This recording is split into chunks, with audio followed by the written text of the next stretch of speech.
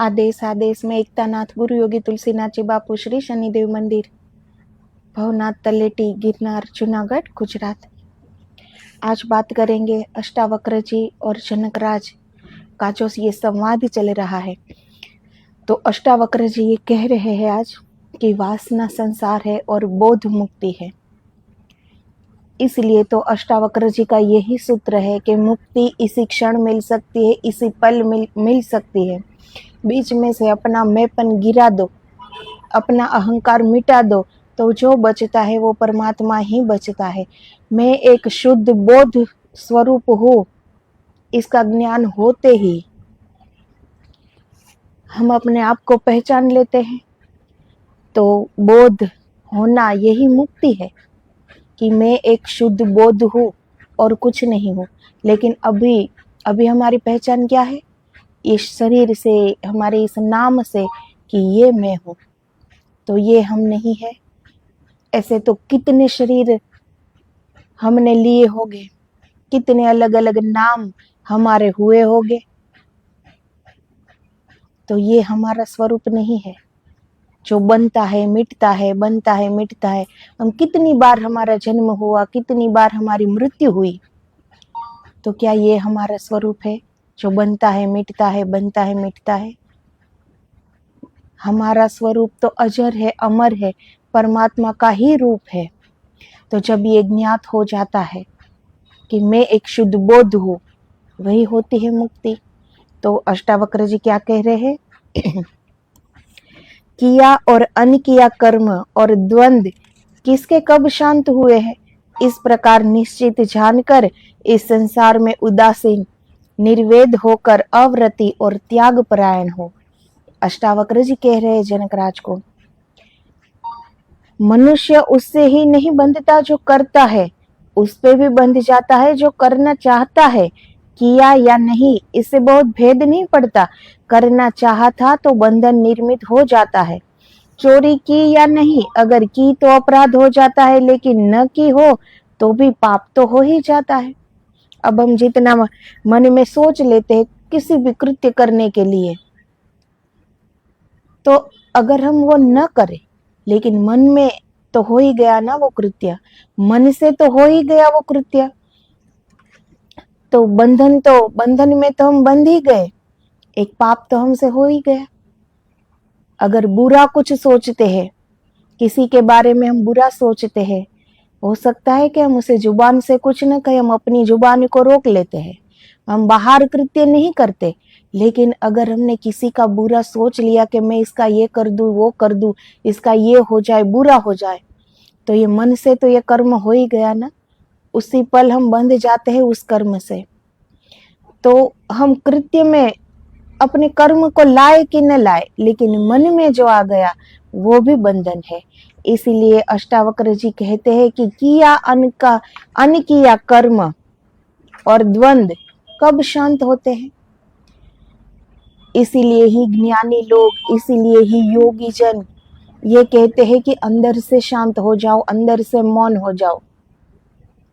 बाहर का कृत्य तो हम रोक सकते हैं, लेकिन अंदर शांत हो जाए, कोई तरंग न उठे, कोई सोच, कोई विचार न आए, बिल्कुल शांत। जैसे शांत जल में हम अपना प्रतिबिंब कैसे देख लेते हैं, जैसे हम है वैसा ही प्रतिबिंब हम देख लेते हैं। क्यों? क्योंकि शांत जल है, पानी में कोई तरंग नहीं उठ रही है, बिल्कुल शांत है। तो शांत जल में हम अपने आप को देख लेते हैं।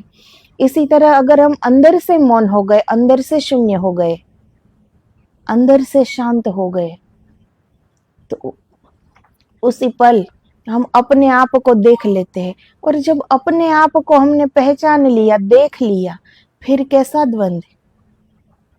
और अगर हमने अपने आप को जाना नहीं, हमारे भीतर क्या है, हम कहाँ से आए हैं, क्यों आए हैं, किनका रूप है, अगर कुछ पता ही नहीं है, तो द्वंद्व तो रहेगा ही।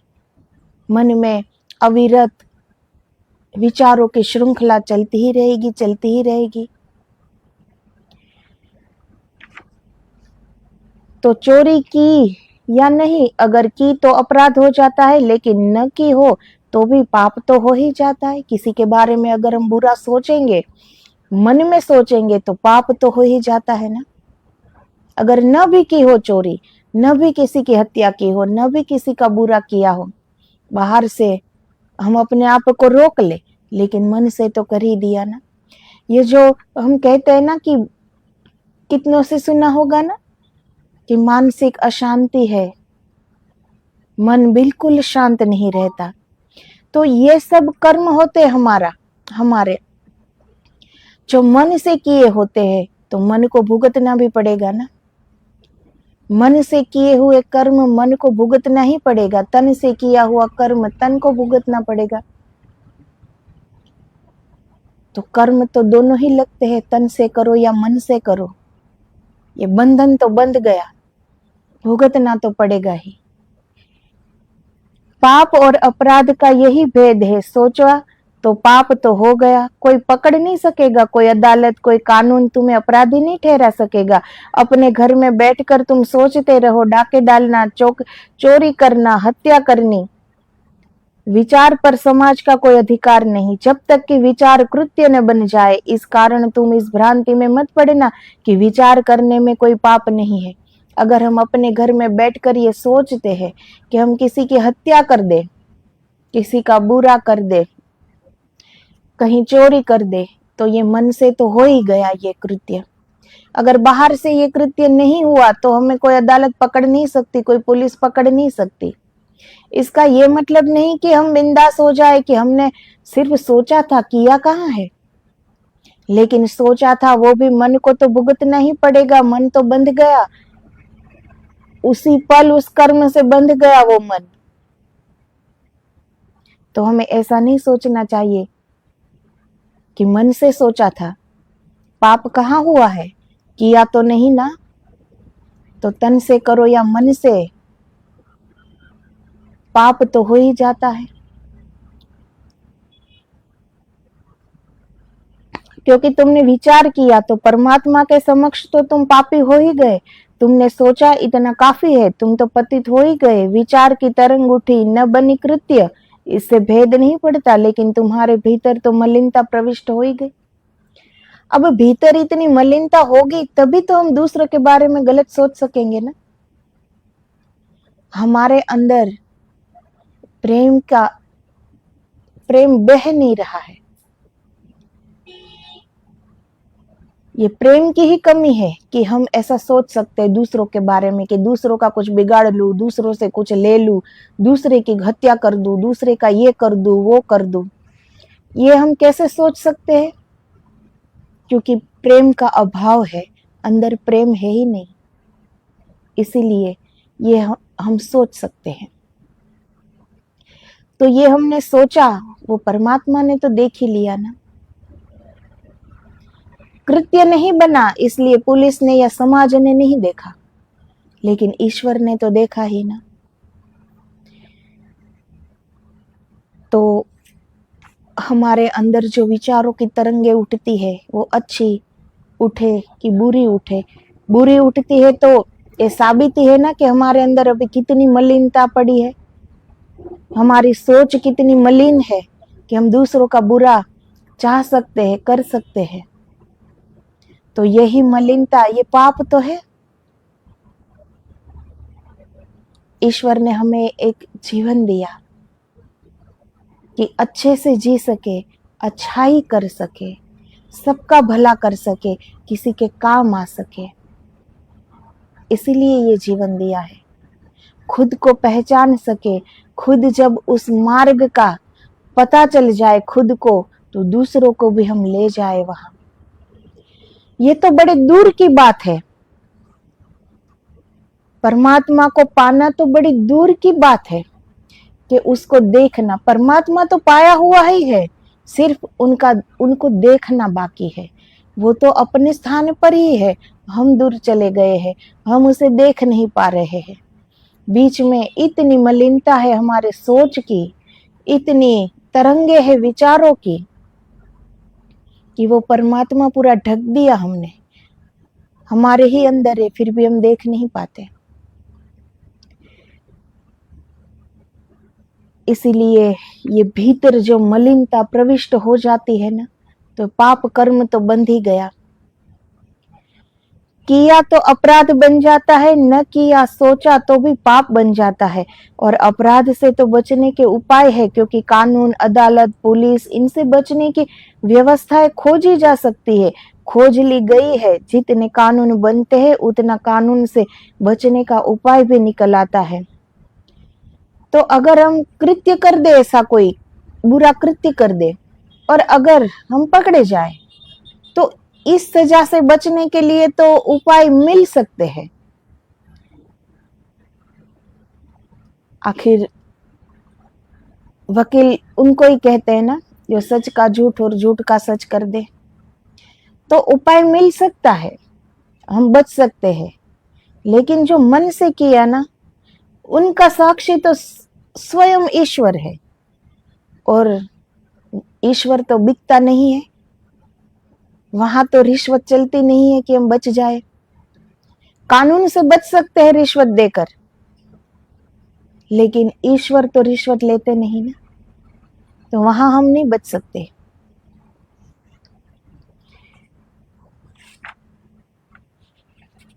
तो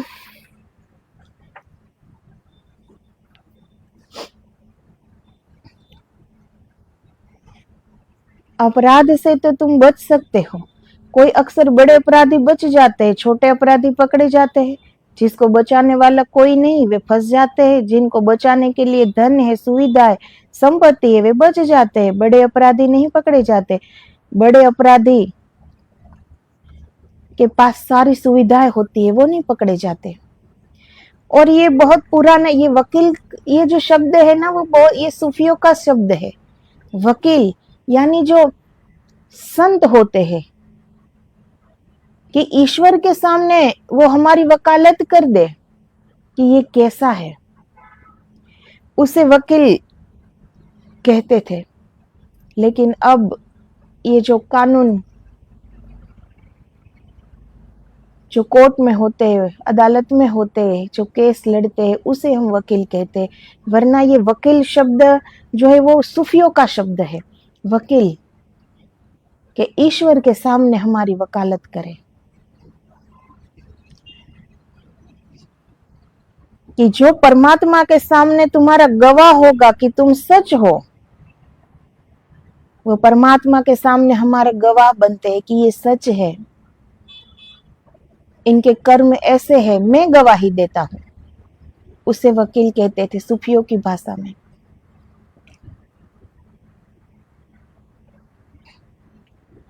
अब तो तुम झूठ हो या सच, तुम्हारे लिए जो गवाही दे सकता है और प्रमाण जुटा सकता है कि तुम सच हो।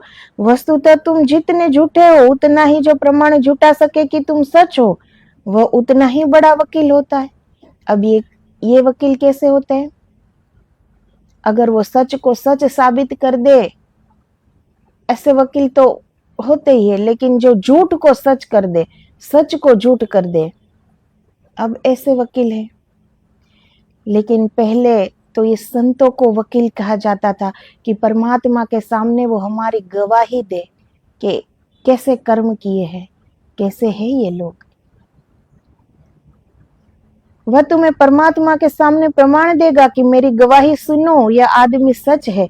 जीसस ने कहा कि अपने अनुयायियों से कि तुम घबराना मत, आखिरी क्षण में मैं तुम्हारा गवाह रहूंगा, मेरी गवाही का भरोसा रखना। वह वकालत है।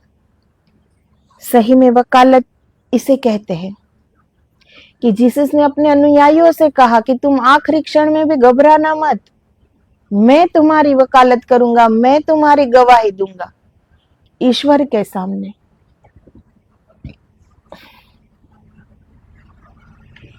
लेकिन साधारण तो वकील का अर्थ है जो तुमसे कहे घबराओ मत, पाप किया, झूठ बोले, चोरी की, कोई फिक्र मत करो, कानून से बचने का उपाय है।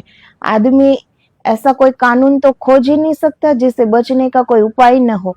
आदमी ही कानून खोजता है, आदमी ही कानून से बचने का उपाय भी खोज लेता है। कहने का मतलब है कि बाहर कुछ भी बुरा हम कर्म कर दे, कृत्य कर दे, तो उसे बचने का उपाय हम खोज ही लेते हैं, क्योंकि कानून की व्यवस्था भी तो आदमियों ने खोजी है ना, तो उससे बच निकलने का उपाय भी खोज ही लेते हैं फिर। तो हम बाहर जो कृत्य करते हैं उससे तो बच भी जाए, लेकिन जो मन से कृत्य हो गया उनका साक्षी तो स्वयं ईश्वर है, वहां नहीं बच पाएंगे हम। जैसे योगी जन कहते हैं ना कि बाहर एक ये जो हम कर्म कांड करते हैं, ये पूजा से मानसिक पूजा अति फलदायी है, वो मन के वेग से पहुंच जाती है ईश्वर के चरणों में। तो वैसे ही अगर हम ये मानसिक कर्म करते हैं ना, कुछ किसी का बुरा सोचते हैं, बुरा करने का सोचते हैं, तो उतना ही ज्यादा पाप लगता है, उतना ही ज्यादा बंधन में हम बंध जाते हैं, उतना ही ज्यादा, उतना ही बड़ा कर्म हम पर चढ़ जाता है, क्योंकि उनकी गवाही स्वयं ईश्वर है।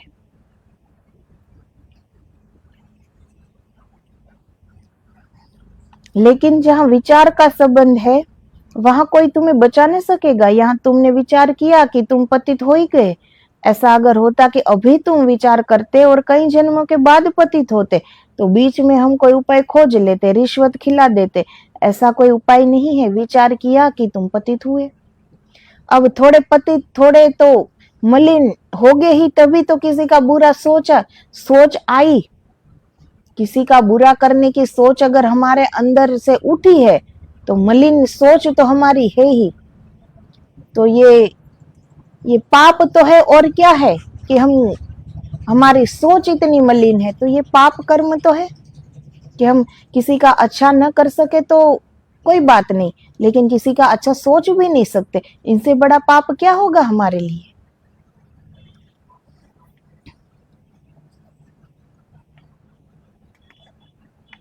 तुमने देखा जब तुम भीतर विचार करते हो क्रोध का, तो तुम्हारे लिए तो क्रोध घट ही गया, तुम तो उसी में उबल जाते हो, तुम तो जल जाते हो, तुम तो दग्ध हो जाते हो।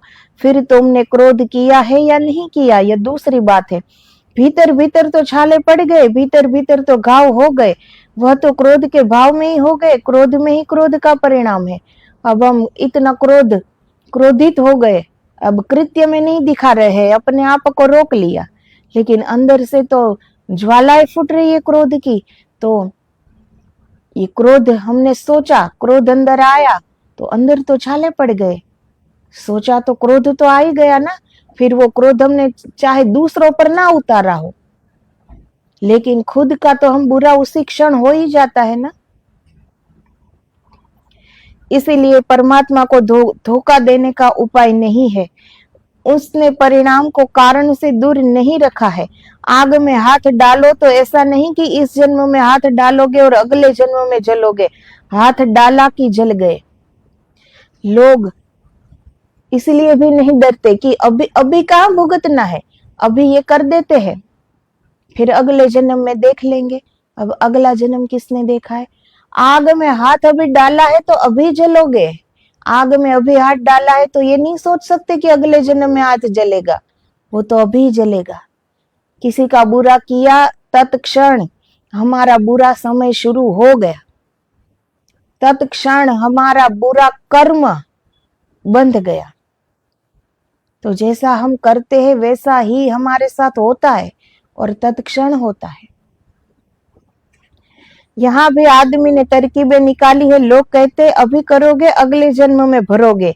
क्या मजे की बात कह रहे हैं, वे कह रहे अभी पाप करोगे अगले जन्म में मिलेगा फल। इतनी तो अभी सुविधा है, कौन देखा है अगले जन्म की। और तब तक बीच में कुछ पुण्य कर लेंगे, बचने का कुछ उपाय कर लेंगे, पूजा प्रार्थना अर्चना कर लेंगे, पंडित पुरोहित से पूजा करवा लेंगे, मंदिर बना देंगे, दान करेंगे, धर्मशाला बना देंगे, कुछ कर लेंगे। अभी तो होता नहीं। अब ये सुविधाएं जो है, सब कहते हैं ना कि पाप का प्रायश्चित कर लो, तो ये जितनी सुविधाएं जो होती है ना, इसीलिए कोई डरता नहीं पाप करने के लिए। क्या सोचते हैं कि अभी पाप हो गया है तो भुगतना तो अगले जन्म में है ना, ऐसी सोच है। पाप अभी किया है तो अगला जन्म किसने देखा है। जो भी हम करते हैं तत्क्षण परिणाम सामने मिलता ही है, लेकिन ये जो सुविधाएं होती है ना, इनसे लोग और भी पाप करने से डरते नहीं कि पाप हो गया है तो प्रायश्चित कर लेंगे, पंडित से पूजा करवा लेंगे, धर्मशाला बना देंगे, दान कर लेंगे, पूजा अर्चना हवन करा देंगे, तो पाप का प्रायश्चित हो जाएगा। इसीलिए डर, पाप का प्रायश्चित है ही नहीं। जो कुछ भी हमारे हमसे होता है वो हमें ही भुगतना पड़ता है। जो किया है वो हमें ही भुगतना पड़ता है, उनका प्रायश्चित है ही नहीं। ये तो हमारी सहूलियत है, हम अपने आप को समझा लेते हैं कि पाप का प्रायश्चित हो गया, होता नहीं है। विचार से मनुष्य पाप करता है और जब पाप को कृत्य तक ले आता है तो अपराध हो जाते हैं। अपराधों से तो बचने का उपाय है, लेकिन अगर तुमने सोच लिया बुरा विचार तो बस घटना घट गई, अब बचने की कोई सुविधा न रही, जो होना था हो गया। अष्टावक्र जी कहते हैं, किया और अनकिया कर्म और द्वंद, सुख और दुख का संघर्षण किसके कब शांत हुए हैं। कितनी अनूठी बात अष्टावक्र जी ने आज कही है। वे कह रहे हैं, तुम इनको शांत करने में मत लग जाना, अन्यथा और शांत हो जाओगे। ये कब किसके शांत हुए हैं? तुमने कभी कोई ऐसा आदमी देखा जिसके सुख दुख शांत हो गए हो? महावीर भगवान की भी मृत्यु होती तो पेचिस की बीमारी से हुई। बुद्ध भगवान की मृत्यु होती है तो विषाक्त भोजन शरीर में फैल जाता है, विष के कारण होती है। जिसे सूली पर लटक कर उनकी मृत्यु हुई। सुकरात जहर पीकर मरे हैं। महर्षि रमन को कैंसर था, रामकृष्ण परमहंस जी को कैंसर था। सुख दुख कब किसके शांत हुए? सुख दुख तो चलते ही रहेंगे, और विचार भी। किए अनकिए कर्मों से भी बिल्कुल छुटकारा नहीं हो सकता। तुम कैसे छुटकारा करोगे? तुम कहो कि हम बिल्कुल बैठ जाएंगे, हम कुछ करेंगे ही नहीं। यही तो पुराने ढब की सोच है कि हम बैठ जाएंगे, कुछ करेंगे ही नहीं। लेकिन बैठना कर्म है, बैठे बैठे हजारों चीजें हो जाएगी। तुम बैठोगे, सांस तो लोगे, सांस लोगे तो पूछो वैज्ञानिक से, वह कहता है एक श्वास में लाखों जीवाणु मर जाते हैं। हो गई हत्या, हो गई हिंसा, बांध लो कितनी ही मुंह पट्टी मुंह पर, बन जाओ।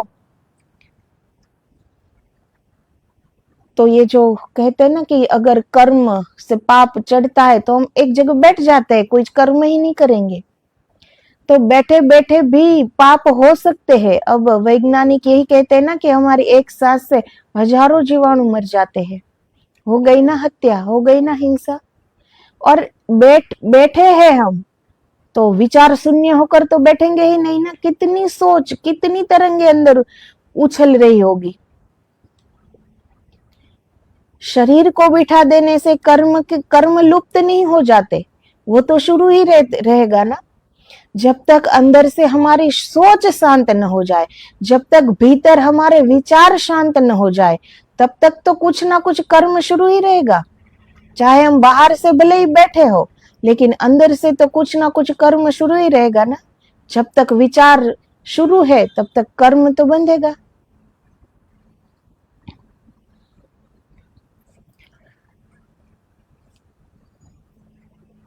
तो कृत्य तो जारी रहेगा, जीवन का अनिवार्य अंग है। जीवन जब शून्य हो जाता तभी कृत्य शून्य होता है। हम अंदर से जब तक शून्य नहीं होते तब तक कुछ शून्य नहीं होता, तब तक कर्म बंधता ही है।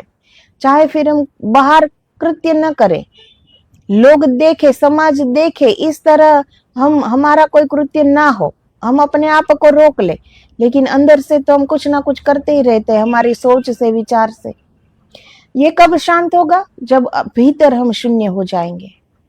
उस शून्य में सब कुछ अंदर शून्य हो जाता है, फिर कर्म नहीं, फिर उस कर्म से परे उठ जाते हैं हम, क्योंकि हम समर्पित हो गए ईश्वर को, परमात्मा को देख लिया। ये आत्मा परमात्मा से मिल गई और परमात्मा ही हो गई। अब कैसा कर्म है? अब वो आंखें खुल गई, अब कैसी सोच, कैसा विचार, अब कैसा कृत्य। और जब कुछ करोगे तो कुछ विचार भी चलते रहेंगे। अब कोई बैठे है, उसे भूख लगी है तो विचार न उठेगा कि भूख लगी है।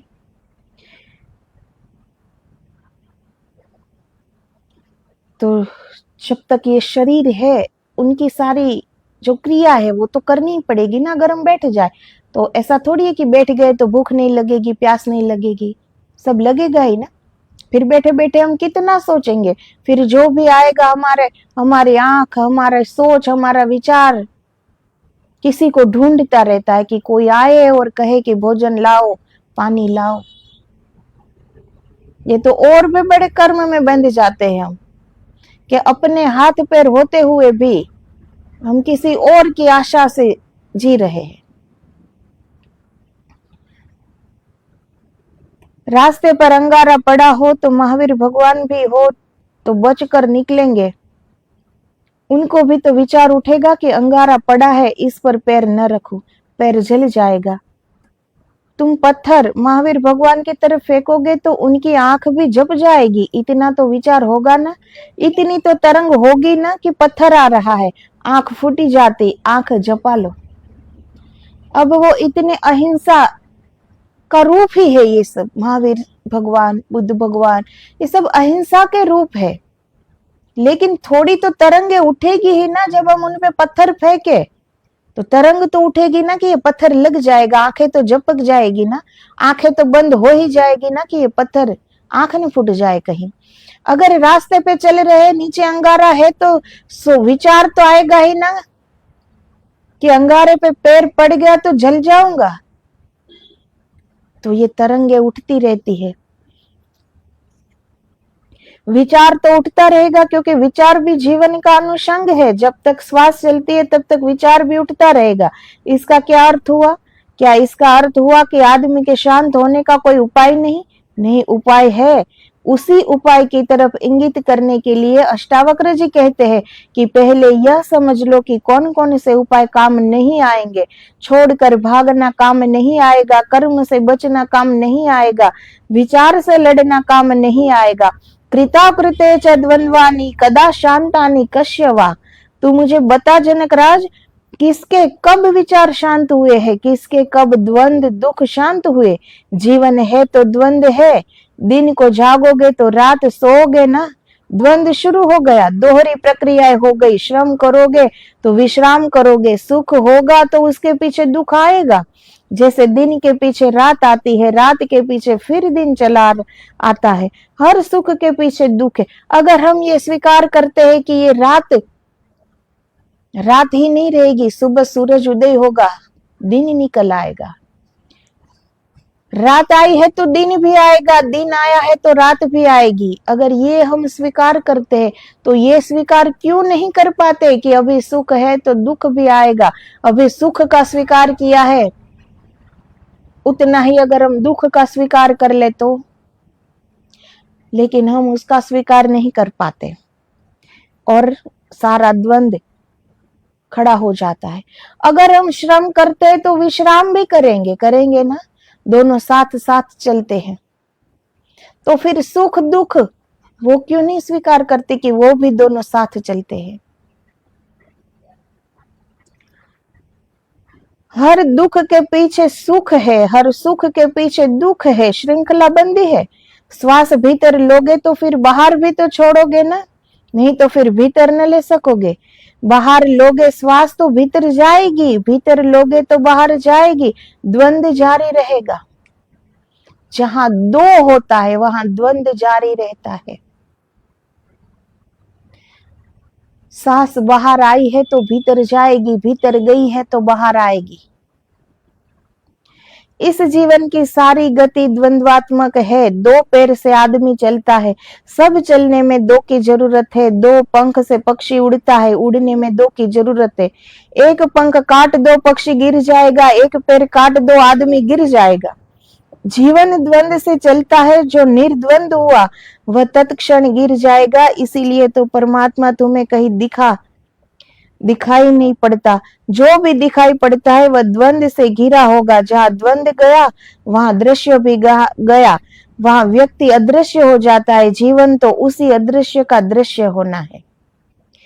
तो जीवन को जब तक ये जो सारा कुछ दृश्यमान हमें हो रहा है, उसे ही अगर हम सत्य मान के चलेंगे, उसे ही हम सत्य मान कर जिएंगे तो द्वंद तो शुरू ही रहेगा। कुछ भी कर लो, ये दो चीजें हमेशा साथ ही चलती है। वो फिर दिन हो या रात हो, श्रम हो या विश्राम हो, सुख हो या दुख हो, श्वास भीतर लो या बाहर छोड़ो, दो तो रहता है। दो पैरों से हम चलते हैं, दो पंखों से पंछी उड़ते हैं। एक पंख काट दो गिर जाएगा, इंसान का एक पैर काट दो गिर जाएगा। तो जब तक हमें अपनी एक अलग सोच है, अपना एक अलग अस्तित्व है, जब तक हमारा मैंपन है कि मैं भी हूं, तब तक ये द्वंद्व शुरू रहेगा। द्वंद्व कब खत्म होगा? जब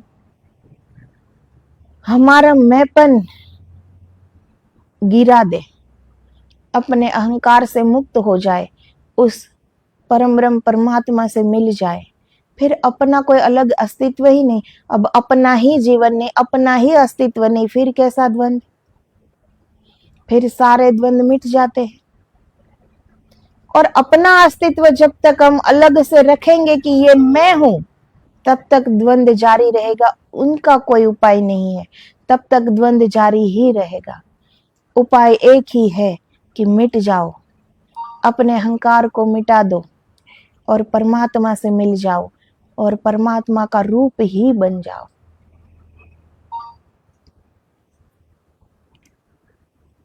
इसीलिए अष्टावक्र जी कहते हैं, किया अनकिया कर्म द्वंद किसके कब शांत हुए। तो तू इस उलझन में मत पड़ जाना कि इनको शांत करना है। तो अगर हम कि द्वंद है तो अब उसे शांत करेंगे, तो शांत करने में भी अपना एक अस्तित्व, अपना एक जीवन, अपनी एक सोच, अपना एक श्रम, सब कुछ लगेगा ना। तो ऐसे में द्वंद नहीं जाएगा। यहाँ तो पूरे का पूरा समर्पित होना है कि शेष कुछ बाकी बचे ही नहीं, तभी इस द्वंद से हम मुक्त हो सकते हैं। जब हम अपने आप को पहचान ले कि मैं एक शुद्ध बोध हूं और कुछ भी नहीं। सारे जगत में, सारी सृष्टि में, अनेकों अनेक ब्रह्मांडों में एक ईश्वर की सत्ता है और एक ईश्वर ही विद्यमान है, दूसरा कुछ है ही नहीं। जब तक इनका हम साक्षात्कार न कर ले, जब तक ये हम जान न ले, तब तक द्वंद्व जारी रहेगा। इसका कोई उपाय नहीं। इस द्वंद्व को मिटाने का एक ही उपाय है कि हम मिट जाए और परमात्मा का रूप बन जाए। जैसे बूंद सागर में मिलकर महासागर बन जाती है। तो आदेश आदेश, जय गिरनारी, जय गुरुदेव। आगे अभी अष्टावक्र जी क्या कह रहे हैं वो अब हम कल के वीडियो में देखेंगे। तो जय गुरुदेव।